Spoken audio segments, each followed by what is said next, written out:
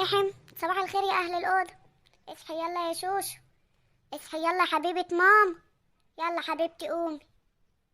الله، ما هي البت صاحيه يوم فنجل عينيها اهي، امال يعني مش بترد عليا ليه؟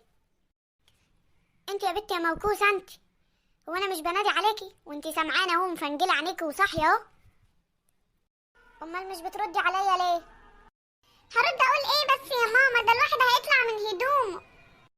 هو انا يعني كنت لحقت انام علشان تيجي تصحيني؟ نعم يا اختي، وانت ايه بقى ان شاء الله اللي ما خلاكيش تنام؟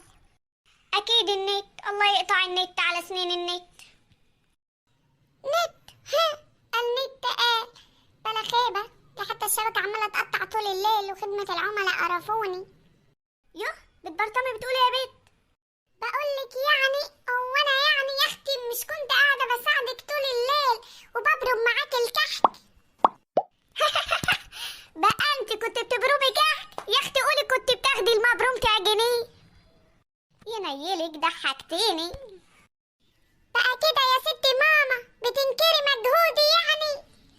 صحيح يا ولاد، الدنيا ما عادش فيها امان، تعملي الخير ما ينفعش، تعملي الشر ما ينفعش. طب والله انا كنت بنعجن حلو حتى. شفتي يا اختي، قعدتي ترغي وتضيعي في الوقت ونستيني انا كنت جايلك ليه اساسا. يوه، ده صحيح. طب قولي لي بقى، انت كنت جايه لي ليه؟ كنت جايه اقول لك ان مدرس الانجليزي قاعد ملطوع بره بقاله نص ساعه، جاي علشان يديك الدرس. يا لهوي يا ماما، ده احنا بنرغي بقالنا ساعه، على كده الراجل مرزوع بره بقاله ساعه ونص.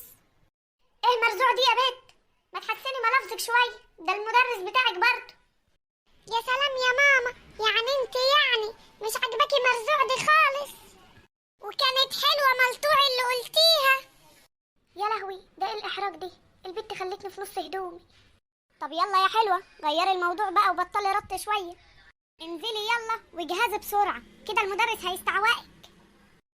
عندك حق والله يا ماما، ده انا اتاخرت عليه بالجامد قوي، ده دلوقتي هيطلع كل زهق ودور فيا وهيقعد يلطش فيا جام. لا يا اختي ما تقلقيش، انا حطيت له نص التورتايه البايظه اللي كانت بقالها اسبوع دي في التلاجة، كانت مرميه ما كانتش لاقي حد يبص لها، ضربت يلا قلت احطها له، زمانها تقلت دماغه. طب والله انت شاطره قوي وفالحه قوي يا ماما. هو اصلا الراجل مفجوع، زمانه كلها وخلصها كلها. يا رب بقى اطلع الاقي نام. طب يلا يا حلوه اجهزي، ويا ريت بس تبقي تغيري التسريحه اللي على دماغك اللي عامله شبه الكنافه دي. كنافه؟ امال لو عرفت ان الراجل خد مني 300 جنيه عشان يعمل لي التسريحه دي هتعمل فيا ايه؟ طب بصي يا ماما، روحي بقى صبري الراجل اللي حمد بره ده، صلي حتى بكوبايه نسكافيه على ما اغير الكنافه بقى وابقى اجيله.